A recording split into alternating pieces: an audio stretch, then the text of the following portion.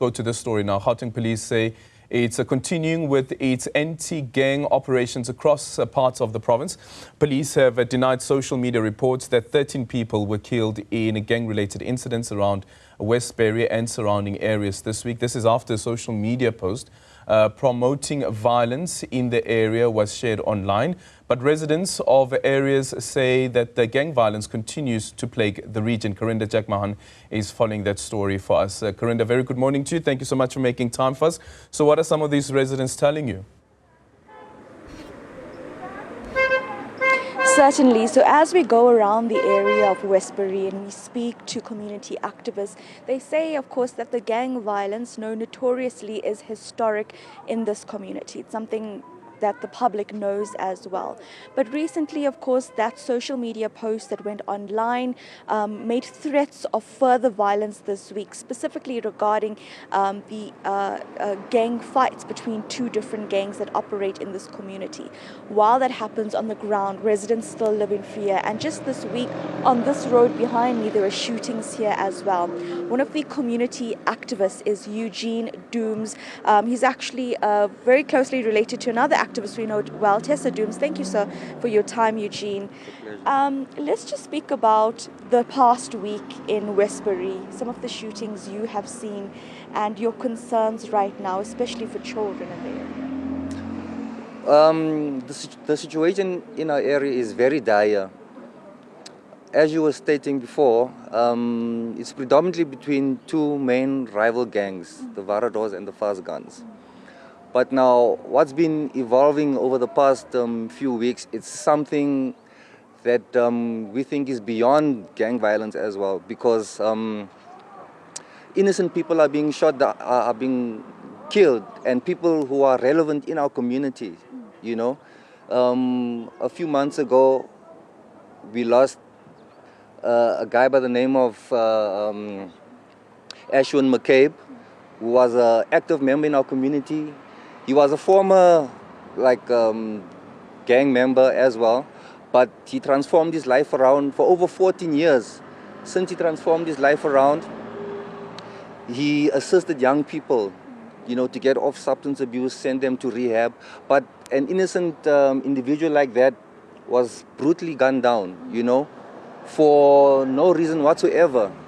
And up until today, we don't have any you know, answers to why it took place. The police are not getting back to us, and all of us are left in the dark.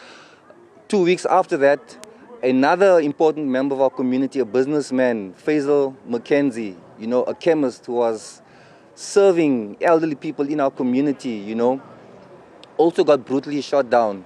And I was one of the first people who ran into the shop and saw him dying literally in front of me, you know.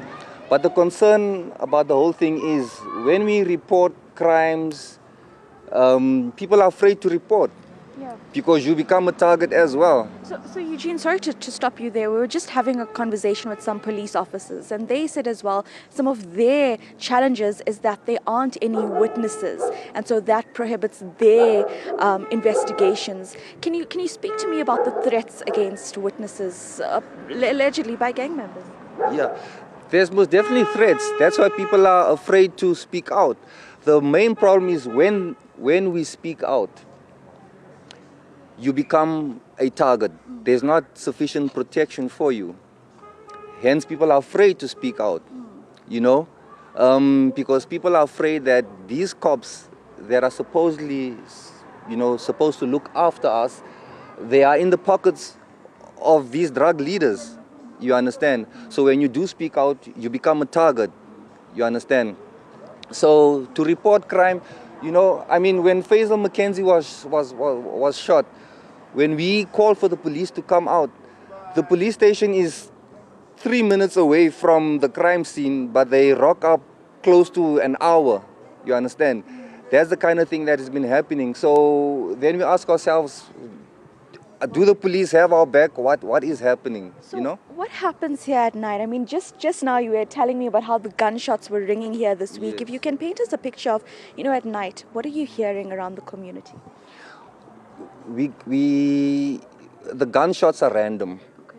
The gunshots are random. You know, these killings, and it's not just at night. It first used to be, you know, a nightly occurrence, but it's happening broad daylight. The street that we're standing now, I mean, last week, 2 people were brutally shot in broad daylight during the day, you know. So it's not only an evening occurrence or a night occurrence, it's happening during the day as well, you know. That's why, you know, people are living in fear. And it's happening during school hours, morning hours, in the evening, you know. It's just a nightmare. And there was that Facebook post on one of a community groups purported to be led by a gang member or by one of the gangs here. How does those sort of messages, what does it trigger in the community? It's triggered the reports, the statement by police, but for residents who now see threats that on a Sunday morning there's going to be shootings at 9 a.m., what are mothers and fathers saying? People are living in fear. These random reports or statements on Facebook, one was on a fast gun group that has been running for many years now.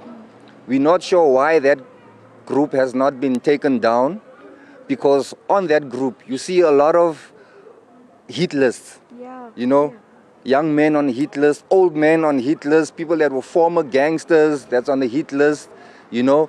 People that are doing important things in the community that's on a hit list. So when these posts come out, it sends fear into the community, you know. So all we can do is just alert the police and tell them, okay, this is the list that came out.